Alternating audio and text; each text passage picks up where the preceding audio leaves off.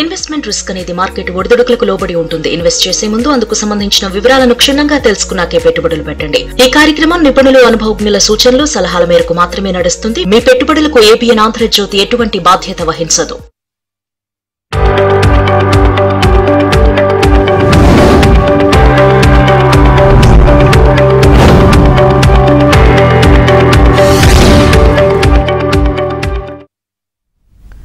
Good afternoon, welcome to ABN business. దేశీయ stock మార్కెట్లు flat గా కొనసాగుతున్నాయి. సెన్సెక్స్, నిఫ్టీ లాభ నష్టాల మధ్య ఊగిసలాడుతున్నాయి. Tech Mahindra, M&M, Adani ports, Infosys, Adani enterprises షేర్లు లాభాలు ట్రేడ్ అవుతున్నాయి.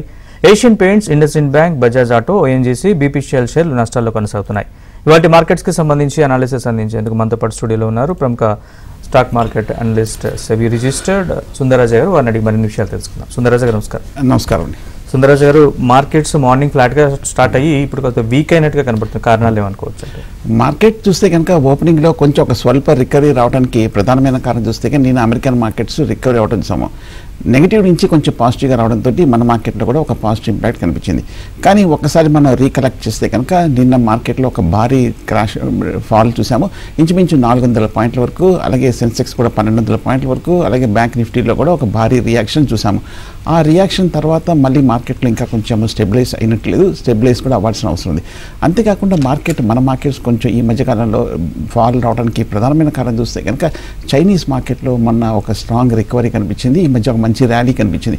అక్కడ చైనా మార్కెట్లో చూస్తే కనుక వాళ్ళ పాలసీ మెషర్స్ కొంచెం స్టిమ్యులస్ ప్యాకేజ్ ఇవ్వడంతో చైనీస్ ఎకానమీ కూడా బాగా రికవర్ అవుతున్న ఉద్దేశంతో మనకి చైనీస్ మార్కెట్స్ కూడా బాగా పెరగడంతో ఆ ఇంపాక్ట్ మన మార్కెట్ మీద ఉంటుందన్న ఉద్దేశంతో కొంచెం సెల్ ఆఫ్ అనేది కనిపిస్తుంది.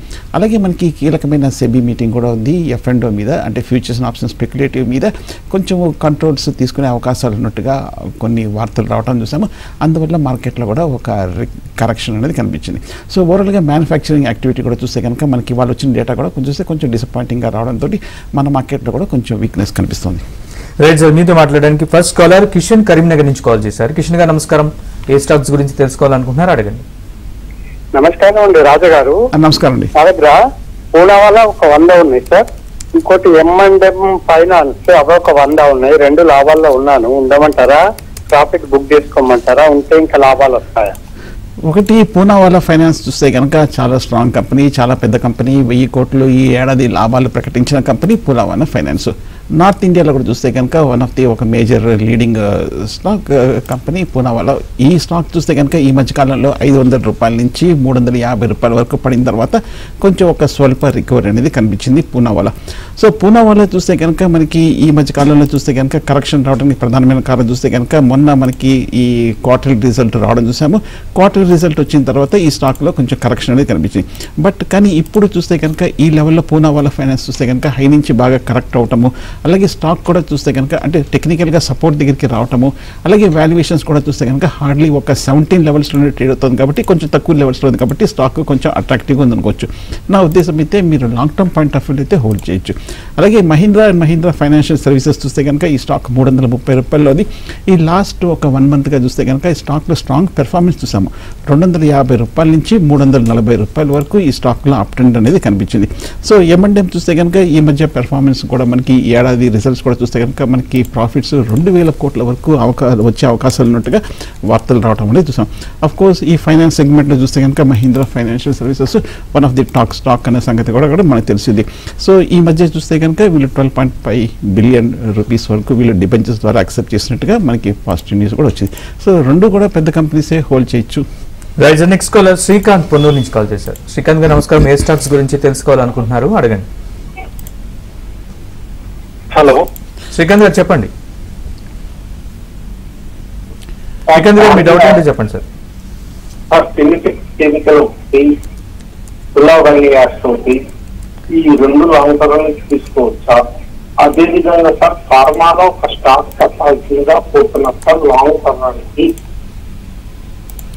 ఓకే, ఫస్ట్ అడిగింది సింటెక్స్. అవును సార్, ట్రాన్స్మిషన్. ఓకే. సూలా వైనాడ్స్ ఈ లెవెల్లో తీసుకోవచ్చని అడిగారు. ఈ వారం చూస్తే కనుక ఈ స్టాక్ ఇంచుమించు 5% వరకు పడింది. ఈ మధ్య చూస్తే కనుక 700 రూపాయల నుంచి 450 రూపాయల వరకు పట్టమని చూసాము సూలా వైనాడ్స్. బేసికల్గా లిక్కర్ కంపెనీ అయిన సూలా వైనాడ్స్ చూస్తే కనుక ఈ మధ్య మనకి వచ్చిన వార్త చూస్తే కనుక 4 రోజుల క్రితము వీళ్ళు సూలా మెర్లాట్ అనే ఒక కొత్త బ్రాండ్ కూడా వీళ్ళు లాంచ్ చేసినట్టు కూడా కనిపిస్తుంది. ఈ మధ్య చూస్తే కనుక వీళ్ళు ఒక చీపర్ వైన్ని కూడా వీళ్ళు లాంచ్ చేయడంతో కొంచెం హైయర్ డిమాండ్ కూడా ఎక్స్పెక్టేషన్స్ ఉన్నట్టుగా మనకి మార్కెట్లో వార్తలు కూడా రావడం అనేది చూసాం. కానీ ఈ లెవెల్లో అయితే నా ఉద్దేశం అయితే కొంచెం టెక్నికల్గా వీక్గా ఉంది. అలాగే మనకి లాస్ట్ 2 క్వార్టర్లు మీరు గమనిస్తే కనుక రిజల్ట్ వచ్చిన తర్వాత సూలా వైనాడ్స్లో ఒక రియాక్షన్ అనేది కనిపించింది. ఇంత పడిన తర్వాత స్టాక్ కూడా ఇంకా వీళ్ళు ఎర్నింగ్స్కి 40 టైమ్స్ ట్రేడ్ అవుతుంది కాబట్టి స్టాక్ కొంచెం ఎక్స్పెన్సివ్గా ఉన్నట్టు కనిపిస్తుంది. నా ఉద్దేశం అయితే ఫ్రెష్ బయింగ్ అయితే హై లెవెల్లో ప్రస్తుతం అయితే అవాయిడ్ చేయొచ్చు. అలాగే మీరు అడిగిన రెండో స్టాక్ పిక్స్ ట్రాన్స్మిషన్. ఈ స్టాక్ చూస్తే కనుక మనకి ఎనర్జీ సెగ్మెంట్లో బేసికల్గా పవర్ ట్రాన్స్మిషన్ కంపెనీ ఈ పిక్స్ ట్రాన్స్మిషన్ 1600 రూపాయల్లో ట్రేడ్ అవుతుంది. ఈ స్టాక్ చూస్తే ఈ మధ్యకాలంలో స్లో అండ్ స్టడీగా పెరుగుతుంది. 1100 రూపాయల నుంచి ఆల్మోస్ట్ 1700 రూపాయల వరకు పిక్స్ ట్రాన్స్మిషన్ అనేది పెరిగింది. బేసికల్గా వీళ్ళ ప్రాఫిట్స్ కూడా చూస్తే లాస్ట్ 2-3 సంవత్సరాలుగా క్రమేయంగా 60 కోట్ల నుంచి 95 కోట్లు, బహుశా ఈ ఏడాది 100 కోట్లు కూడా దాటే అవకాశాలు ఉన్నట్టు కూడా కనిపిస్తుంది పిక్స్ ట్రాన్స్మిషన్. అలాగే క్వార్టర్లీ రిజల్ట్స్ కూడా చూస్తే కనుక 20 నుంచి స్లోగా 26-27 కోట్ల వరకు కూడా ఈ ఏడాది లాభాలు ప్రకటించినట్టు కూడా కనిపిస్తుంది. సో నా ఉద్దేశం అయితే పిక్స్ ట్రాన్స్మిషన్ హోల్డ్ చేయొచ్చు. లాస్ట్ 6 నెలలుగా చూస్తే కనుక విదేశీ సంస్థలు స్వల్పంగా ఈ కంపెనీలో స్టాక్లు కూడా కొన్నట్టు అర్థమవుతుంది. Right sir, next Uday Shankar Odisha నుంచి కాల్ చేశారు. ఉదయ్ శంకర్ గారు నమస్కారం. ఏ స్టాక్స్ గురించి తెలుసుకోవాలనుకుంటున్నారు అడిగింది sir. Shri Renuka sugars and EGT planners present rate లో తీసుకోవచ్చా? ఓకే, శ్రీ రేణుకా షుగర్స్ అయితే నా ఉద్దేశం అయితే ఈ లెవెల్లో అవాయిడ్ చేయొచ్చు. షుగర్స్ చూస్తే కనుక బేసికల్గా ఎప్పుడు కంటిన్యూస్గా అప్ ట్రెండ్లో ఉండడం అనేది ఉండదు. కొంచెం మధ్యలో అక్కడక్కడ రీబౌండ్ అనేది వస్తుంది. మనకి లాస్ట్ 1 మంత్గా చూస్తే కనుక 38-40 రూపాయల నుంచి 55 రూపాయల వరకు శ్రీ రేణుకా షుగర్స్ అనేది పెరిగింది. కానీ 50 రూపీస్ దగ్గర చూస్తే కనుక చాలా స్ట్రాంగ్ రెసిస్టెన్స్ ఉంది కాబట్టి లాస్ట్ 1 ఇయర్గా చూస్తే కనుక అండర్ పెర్ఫార్మ్ చేయడం అనేది చూసాము షుగర్ స్టాక్స్. నా ఉద్దేశం అయితే అవాయిడ్ చేయొచ్చు. ఈ మధ్య మనకి 2 రోజుల క్రితం వచ్చిన వార్త చూస్తే కనుక గవర్నమెంట్ కూడా చూస్తే కనుక మనకి షుగర్ ప్రైసెస్ని కొంచెం పెంచే అవకాశాలు ఉన్నట్టుగా వార్త రావడం కూడా మనం చూస్తున్నాము. సో కాబట్టి నా ఉద్దేశం అయితే రేణుకా షుగర్స్ని మీరు అవాయిడ్ చేయొచ్చు. అలాగే మీరు అడిగిన ఈజీ ట్రిప్ కూడా చూస్తే కనుక ఈ లాస్ట్ 2-3 క్వార్టర్లో రిజల్ట్ కూడా వచ్చిన తర్వాత ఈ స్ట్రిప్ ప్లానర్స్ కూడా చూస్తే కనుక కొంచెం స్టాక్ నెగిటివ్ రియాక్షన్ కనిపించింది. నిన్న లాస్ట్ వీక్ చూస్తే కనుక ఇంచుమించు 20% వరకు ఈ స్టాక్లో కూడా కరెక్షన్ రావడం అని చూసాం. ఈ మధ్య లాస్ట్ 3-4 నెలలుగా చూస్తే కనుక కంటిన్యూస్గా పెరగటం అని చూసాము. ఈ మధ్య చూస్తే కనుక వీళ్ళు ఫోన్పే ద్వారా కూడా చూస్తే కనుక వీళ్ళ ఈ టూరిజం ఆపరేషన్స్ అన్నీ కూడా వీళ్ళు లాంచ్ చేసినట్టుగా మనకి అర్థమవుతుంది. కాకపోతే ఈ మధ్య చూస్తే కనుక ప్రమోటర్లు కొంచెం స్వల్పంగా ఈ స్టాక్ని అమ్ముకున్నారనే వార్తలు రావడంతో ఈ స్టాక్లో కూడా కరెక్షన్ కనిపించింది. పైగా ఇప్పటికీ ఇంత భారీగా పడిన తర్వాత ఈ స్టాక్ వీళ్ళ ఎర్నింగ్స్కి 55 టైమ్స్ ట్రేడ్ అవుతుంది కాబట్టి స్టాక్ ఎక్స్పెన్సివ్గా ఉంది. సో ప్రస్తుతం అయితే అవాయిడ్ చేయొచ్చు easy trip. Right sir, next Ramachandra గారు కాల్ చేశారు. రామచంద్ర గారు నమస్కారం. ఏ స్టాక్స్ గురించి తెలుసుకోవాలనుకున్నారు? నమస్తే సార్, నేను 3 స్టాక్ల గురించి ఎంట్రీ అడుగుతున్నాను సార్. చెప్పండి. గ్లెన్మార్క్ లైఫ్ సైన్స్ 1, అమర్ రాజా బ్యాటరీస్ 2, మూడోదేమో కొచ్చిన్ షిప్ యార్డ్. ఈ ఎంట్రీ ప్రైస్ చెప్పగలరు, కొంచెం ఫాలో అయింది కదా market. Okay, Glenmark life sciences చూస్తే కనుక లాస్ట్ వీక్ ఇంచుమించు ఈ స్టాక్లో ఒక 10% వరకు కరెక్షన్ కనిపించింది. అంత క్రితం వారం చూస్తే కనుక 10% కరెక్షన్ కనిపించింది. ఈ 2 వారాల్లో చూస్తే కనుక ఇంచుమించు 20% వరకు 1350 రూపాయల నుంచి కరెక్షన్ కనిపించింది. నా ఉద్దేశం అయితే గ్లెన్మార్క్ లైఫ్ సైన్సెస్ తీసుకోవచ్చు, కానీ కొంచెం బహుశా వెయిట్ చేయండి. ఎందుకంటే మార్కెట్ కండిషన్స్ కూడా కొంచెం భారీగా పెరిగిన తర్వాత లాస్ట్ వీక్ వచ్చిన లాభాలన్నీ కూడా నిన్నటి ఒక్క రోజుతోటి కొంచెం ఇరోడ్ అయిపోయింది కాబట్టి కొంచెం నా ఉద్దేశం అయితే కొంచెం స్టెబిలైజ్ అవుతే మంచిది. గ్లెన్మార్క్ లైఫ్ సైన్స్ చూస్తే కనుక ఇప్పటికీ స్టాక్ వాల్యుయేషన్స్ కూడా ఇంకా అట్రాక్టివ్గా ఉంది. అలాగే ఈ ఏడాది కూడా చూస్తే కనుక ఇంచుమించు లాస్ట్ ఇయర్తో పోలిస్తే కొంచెం స్వల్పంగా పెరిగింది. 470 కోట్ల వరకు లాభాలు ప్రకటించిన కంపెనీ గ్లెన్మార్క్ లైఫ్ సైన్సెస్. అలాగే మీరు అడిగిన స్టాక్ అమర్ రాజా కూడా చూస్తే కనుక ఈ మధ్యకాలం బాగా పెరిగింది. 1400 రూపాయల దగ్గర ట్రేడ్ అవుతుంది. 1 ఇయర్ బ్యాక్ ఇంచుమించు ఒక 600-700 రూపాయలు ఉన్న స్టాక్ ఆల్మోస్ట్ షార్ట్ టర్మ్లో డబుల్ అయిపోయిన విషయం కూడా మనకు తెలిసింది. ఈవీ వెహికల్ సెగ్మెంట్లో కూడా మనకి వీళ్ళు చాలా స్ట్రాంగ్గా మనకి అవుట్లుక్ కూడా మనకి పాజిటివ్గా ఉన్నట్టు కూడా కనిపిస్తుంది. పైగా లాభాలు కూడా చూస్తే కనుక ఈ లాస్ట్ 2-3 సంవత్సరాలుగా 500 కోట్ల నుంచి ఆల్మోస్ట్ 900 కోట్లు కూడా దాటడం కూడా మనం చూస్తున్నాం. సో చిన్న కరెక్షన్లో మీరు తీసుకోవచ్చు. కొచ్చిన్ షిప్ యార్డ్ బాగా పెరిగిపోయింది. ఈ 2 నెలలుగా కొంచెం కరెక్షన్ వస్తుంది. ఈ పబ్లిక్ సెక్టర్ షిప్పింగ్ కంపెనీ కొంచెం కరెక్షన్లో తీసుకోవచ్చు. రైట్ సుందరరావు సార్, మిగతా కాలర్స్తో మాట్లాడే ముందు ఒక చిన్న బ్రేక్ తీసుకుందాం. ఏబిఎన్ బిజినెస్లో ఇప్పుడు ఒక షార్ట్ బ్రేక్ తీసుకుందాం. చూస్తూనే ఉందండి ఏబిఎన్. 44 పాయింట్ల మైనస్తో ట్రేడ్ అవుతున్నాయి. కాల్ తీసుకుందాం. రమణయ్య గారు ఒంగోలు నుంచి కాల్ చేశారు.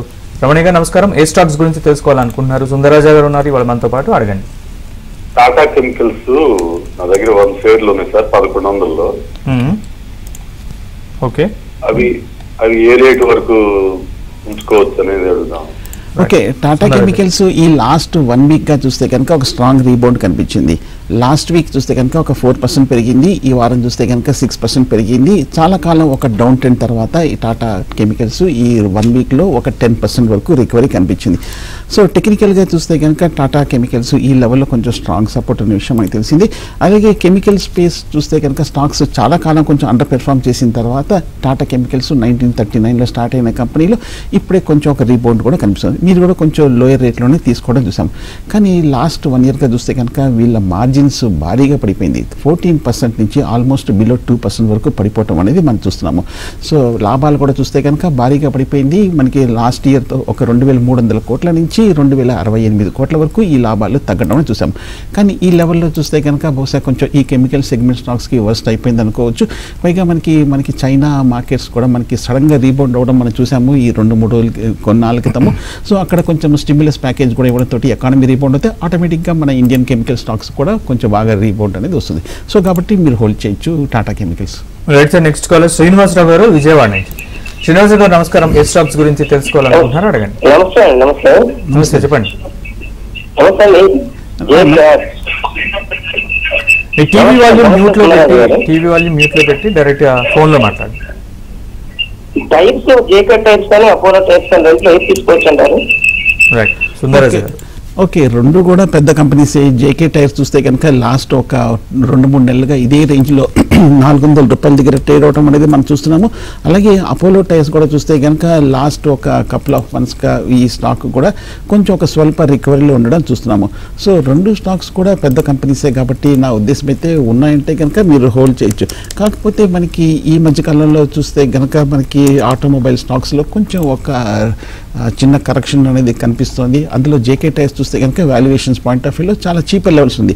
హార్డ్లీ 12 లెవెల్స్లో ఉంది. అపోలో టైర్స్ చూస్తే కనుక కొంచెం 20 లెవెల్స్లో ఉంది కాబట్టి కొంచెం ఎక్స్పెన్సివ్గా ఉంది. సో నా ఉద్దేశం జేకే టైర్స్ కొంచెం బహుశా బెటర్ ఆప్షన్ ఉండొచ్చు. రైట్ సార్, నెక్స్ట్ కాలర్ ఉన్నారు, మాట్లాడండి. నమస్తే అండి సార్. నమస్తే సార్. ఏ స్టాక్స్ గురించి తెలుసుకోవాలనుకుంటున్నారు? అడగండి. Sir, shipping corporation of India, okay, దానికి ఇంకోటి చిల్లాలని shipping corporation of India land and assets limited, అది 1000 షేర్స్ ఉన్నాయి సార్ నా దగ్గర. ఓకే, హోల్డ్ చేయొచ్చా? Long term investor sir. Okay, shipping and Mankind అవును సార్. రెండు కూడా పెద్ద కంపెనీస్. షిప్పింగ్ కార్పొరేషన్ చూస్తే కనుక మనకి లాస్ట్ ఒక కపుల్ ఆఫ్ 1 ఇయర్గా చూస్తే కనుక 80 రూపాయల నుంచి 400 రూపాయల వరకు పెరిగి ఇప్పుడు కొంచెం హై లెవెల్ నుంచి కరెక్షన్ రావడం చూస్తాం. సో భారీగా పెరిగిన తర్వాత ఒక న్యాచురల్ రియాక్షన్ అనేది షిప్పింగ్ కార్పొరేషన్లో కనిపిస్తుంది. అదేవిధంగా మ్యాన్కైండ్ కూడా చూస్తే కనుక ఈ మధ్య 2000 రూపాయల నుంచి 2700 రూపాయల వరకు పెరిగి ఈ మధ్య చూస్తే కనుక ఒక స్వల్ప రియాక్షన్లో ఉండడం కూడా మనం చూస్తున్నాము. సో 2 కూడా చూస్తే కనుక చాలా స్ట్రాంగ్గా కనిపిస్తుంది. ముఖ్యంగా మ్యాన్కైండ్ ఫార్మా చూస్తే కనుక మనకి ఇన్వెస్టెక్ అనే ఒక రేటింగ్ ఏజెన్సీ మనకి ప్రైస్ టార్గెట్ కూడా కొంచెం హై లెవెల్లో ఇచ్చినట్టు కూడా కనిపిస్తుంది. సో నా ఉద్దేశం అయితే 2 కూడా మీరు హోల్డ్ చేయొచ్చు. Right sir, next call Sai Prasad Hyderabad నుంచి కాల్ చేశారు. సాయి ప్రసాద్ గారు నమస్కారం. ఏ స్టాక్స్ గురించి తెలుసుకోవాలనుకుంటున్నారు? నమస్కారం అండి సుందరరావు గారు. బజాజ్ హౌసింగ్ ఫైనాన్స్ లిమిటెడ్, అది తర్వాత మహారాష్ట్ర బ్యాంక్ ఆఫ్ మహారాష్ట్ర, ఇది హోల్డ్ చేస్తే కొంచెం హై వాల్యూ తీసుకున్నాము. ఓకే, 2 కూడా హోల్డ్ చేసుకోవచ్చు. 2 కూడా మనకి మంచి కంపెనీసే. బజాజ్ హౌసింగ్ ఫైనాన్స్ చూస్తే కనుక మొన్న లాస్ట్ వీక్ లిస్ట్ అయిన కంపెనీ. లిస్ట్ అయిన తర్వాత పెరిగిన తర్వాత కొంచెం హై లెవెల్ నుంచి కరెక్ట్ కూడా చూస్తాము. బేసికల్గా మనకి ఈ హౌసింగ్ ఫైనాన్స్లో చూస్తే కనుక one of the top companies. నా ఉద్దేశం అయితే బాగా కార్పొరేట్ గవర్నెన్స్, బాగా కొంచెం ఆల్మోస్ట్ మార్కెట్ లీడర్ కాబట్టి బజాజ్ హౌసింగ్ ఫైనాన్స్ని మీరు హోల్డ్ చేయొచ్చు. బ్యాంక్ ఆఫ్ మహారాష్ట్ర మనం ఒకసారి గమనిస్తే కనుక ఈ మధ్యకాలంలో లాస్ట్ 2-3 నెలలుగా మనకి పబ్లిక్ సెక్టర్ బ్యాంక్స్ అన్ని కొంచెం కరెక్ట్ అవడంతో బ్యాంక్ ఆఫ్ మహారాష్ట్ర కూడా కొంచెం బాగా కరెక్ట్ అయింది. సో నా ఉద్దేశం సెక్టరల్ వీక్నెస్, సెక్టరల్ గ్రోత్ కొంచెం స్లో అయినట్టుగా మన లాస్ట్ క్వార్టర్ రావడంతో మనకి పబ్లిక్ సెక్టర్ బ్యాంక్స్ అన్నింటిలో కూడా కరెక్షన్ కనిపిస్తుంది. So long term point of view అయితే హోల్డ్ చేయొచ్చు. బ్యాంక్ ఆఫ్ మహారాష్ట్ర ఈ 2 సంవత్సరాలుగా చూస్తే కనుక 1000 కోట్ల నుంచి ఆల్మోస్ట్ 4000 కోట్ల వరకు లాభాలు భారీగా పెరిగిన విషయం మనకు తెలిసిందే. రైట్ సార్, నెక్స్ట్ కృష్ణారెడ్డి గారు నెల్లూరు నుంచి కాల్ చేశారు. కృష్ణారెడ్డి గారు నమస్కారం. ఏ స్టాక్స్ గురించి తెలుసుకోవాలనుకుంటున్నారు అడగండి. నమస్తే. నేను కేపీఐటీవీ తేజస్ నెట్వర్క్ రెండు కొనాలనుందా సార్, ఏ రేట్ లో బై చేయమంటారు? KPIT Tejas network, right. Okay, నా ఉద్దేశం అయితే కేపీఐటీ ఓకే ఈ మధ్యకాలంలో చూస్తే కనుక 1900 రూపాయల నుంచి 1650 రూపాయల వరకు పెరిగింది. కేపీఐటీ చూస్తే కనుక ఒక్కసారి మరి ఈ లెవెల్లో తీసుకోవచ్చు అంటే స్టాక్ బాగా ఎక్స్పెన్సివ్ ఉంది. ఒకసారి మన front line IT companies Infosys, TCS, Wipro, HCL టెక్నాలజీస్తో పోలిస్తే కేపీఐటీ చాలా ఎక్స్పెన్సివ్గా కనిపిస్తుంది.